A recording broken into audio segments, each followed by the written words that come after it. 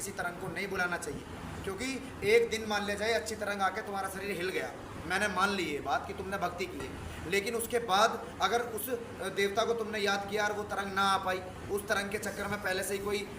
नाग जो है फन गड़ाए बैठा है, पहले से ही नजरें गड़ाए बैठा है और वो घुस गया तुम्हारे शरीर में और कहने लगा हाँ आ गया ये वाला बाबा और वो वाला बाबा, कुछ भी नाम हो सकते हैं, क्षेत्रीय देवी देवता पूछते हैं लोग। आई बात समझ में? तो तुम कैसे पहचानोगे कि मेरा देवता नहीं आ रहा? वो तो वैसे ही शरीर हिला देगा, उसी तरीके से कुछ कुछ काम भी करके दिखा देगा, वो भी तो शक्ति है, बस वो काला गोला है। और जो तुम्हारी पॉजिटिव एनर्जी काम करती है वो वाइट तरंगों के रूप में काम करती है, वाइट गोले के रूप में काम करती है तो वो भी शक्ति इस तरीके से। तो कभी भी जीवन में शरीर पर चीज़ नहीं खिलानी चाहिए,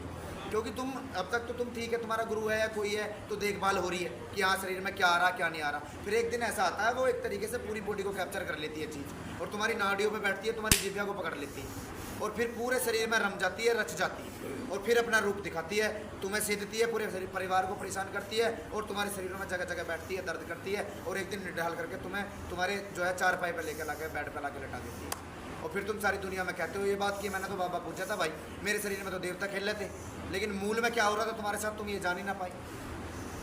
बता बात सही है कि नहीं? सही बात है। क्योंकि भाई तुम नहीं जान पाते हो तुम्हारे शरीर में भूत प्रेत खेल रहे हैं कि देवता खेल रहे हैं। भक्ति का तात्पर्य ये है वो चीज़ तुम्हारे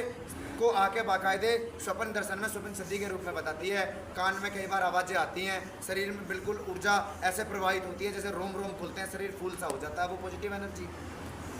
ऐसे। लेकिन बॉडी में दर्द होते हैं किसी तरीके से या कोई आपको ऐसा लगता है कि बिल्कुल भी नॉर्मल कंडीशन नहीं है तो देवता नहीं आते हैं बॉडी में भाई, तो इसलिए बचो, शरीर पर हाजिरी नहीं लेनी, सात्विक भक्ति करनी है, गुरुओं का ध्यान करते हुए और मूल में उसके शब्द को जपो। जब शब्द को जपोगे तो ऊर्जा बनेगी, तरंगे बनेगी, तब सिद्धि बनेगी और सिद्धि के बाद फिर वो आपको भिन्न भिन्न भांति भांति प्रकार से आपको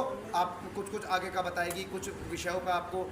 पथ प्रदर्शक के रूप में कार्य करेगी आपके जीवन में ऐसे। तो जो शरीर में किसी की चीज़ खेलती है अगर वो उसके साथ मर गया और वो नेगेटिव चीज़ है तो मैं ये बताता हूँ जीवन में उसको छुड़ाने वाला पैदा नहीं है कोई, क्योंकि वो अपने नीचे रखेगा उसको, चाहे वो जिन है, चाहे वो मशान का प्रेत है, चाहे वो शमशान का प्रेत। और अगर किसी तांत्रिक के हाथ चढ़ गए तो फिर वो जगह जगह में तुम्हारे शरीर उस तत्व के अंशों को बांट बांट के सबके शरीरों में घुसा देगा, कहीं नाभि के नीचे बैठाएगा, कहीं किसी के दिमाग पर बैठाएगा और कहीं किसी काम को गलत गलत कार्य करने के लिए बैठाएगा और फिर सारी ज़िंदगी उसी में रले रह जाते हैं, सारी ज़िंदगी उसी में ही मिले हुए रह जाते हैं। ठीक, तो मूल में भक्ति करनी है, सात्विक शब्द को जपना है। जय श्री कृष्ण।